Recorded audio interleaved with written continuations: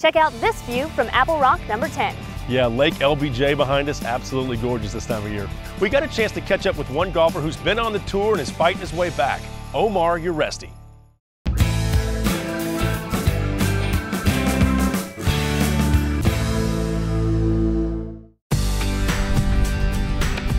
Golf has been good to Austin's Omar Uresti, who grew up 200 yards from Onion Creek Golf Club. We joined the club when I was 6 years old. We moved out to it when I was 7. I had the advantage of being literally 200 yards from the clubhouse, right across the street. So I would come home from school, maybe do a little homework, and then down to the course pretty much till dinner. So my parents never had to worry about me. I had the golf course access year-round, every day, you know, good and bad weather, no matter what the conditions were. I was out here when I was a kid. This 42-year-old former Longhorn turned pro in 1991 and learned from some of the best golfers like Hall of Famers Ben Crenshaw and Tom Kite, plus his own golf coach, Chuck Cook. You know, Ben obviously when I was a little younger, and then I worked with Chuck Cook for 20 years with my swing.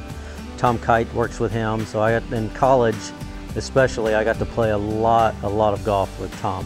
Uresti started playing junior golf when he was 8 years old and had his coming out party when he turned 13. I played in the state junior again, and it was at Waterwood National. And we were playing the men's tees, and I shot 79, 78, 80. I was a few strokes back going into the final round. I shot a 71 even par the last day and ended up winning by like 4 or 5 or 6 or something like that. And right at that moment was when I thought, I was like, hey, I might be able to play this game for a living. But 1994 was Omar's breakthrough year when he did something almost unheard of in professional golf.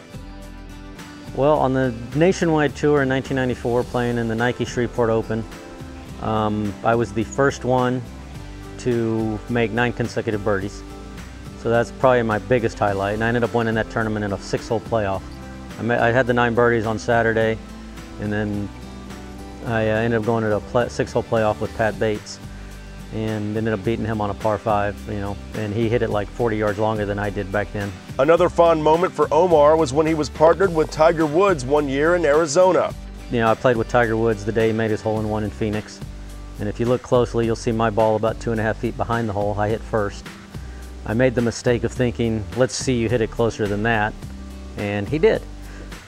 So I played with a practice round at Bay Hill with Arnold Palmer right when he came back from his surgery back in '97, and then I finished 3rd that year as well at the Bay Hill Invitational. So those are, you know, those are some of the top highlights.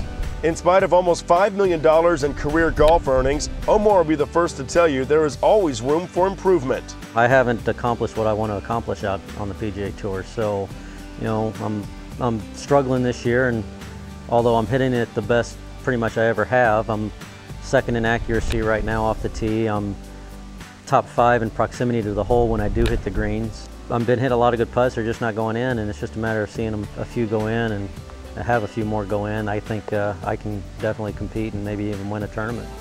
Omar's golf goals are simple: to win. But he does have an interesting opinion about today's longer golf course designs. Unfortunately for me, they're not quite as tight as they used to be. There's not enough trees in the way. You know, these architects nowadays just are building long golf courses, you know, and they think that makes it tougher when it doesn't. If you look at a lot of the classic courses like Colonial and Harbor Town, the scores aren't as low as they are on these new golf courses that we play. You know, so, and then they make all the par 3s are over 200 yards nowadays. You know, it just comes down to making putts. You gotta make sure your short game is on. You know, try to hit it in the fairway and get the putter and the chipper working.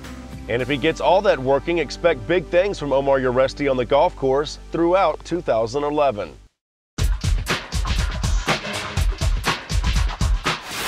We're going to talk about putting, and the most important thing when hitting a putting stroke is making sure that club face stays square to the line, that it stays square to the line that we're trying to putt it on. We want to make sure that when we're putting that we use a great grip, nice and light in the hands, but the palms are facing each other, that as we stroke it, we're trying to keep that putter low and square back and through, and that'll allow us to put a really good roll on the ball.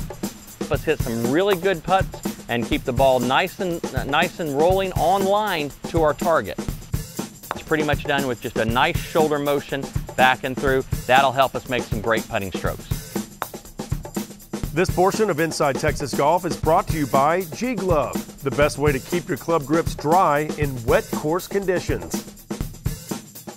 Thanks, Glenn. Appreciate it. And hey, those golf tips. What do you learned something about putting and also the golf grip today, Jamie? Yeah, I think I am finally ready to go out on the whitewater putting course, and I think I can take you. Really? Yeah. Let's go. Well, we'll find out. Hey, special thanks to Glenn Lee and all the people out here at Horseshoe Bay Resort. Beautiful facility. Make sure you check out one of the 4 courses here. It was a great time. For Jamie Ratliff, I'm Jeff Power. We'll catch you next time.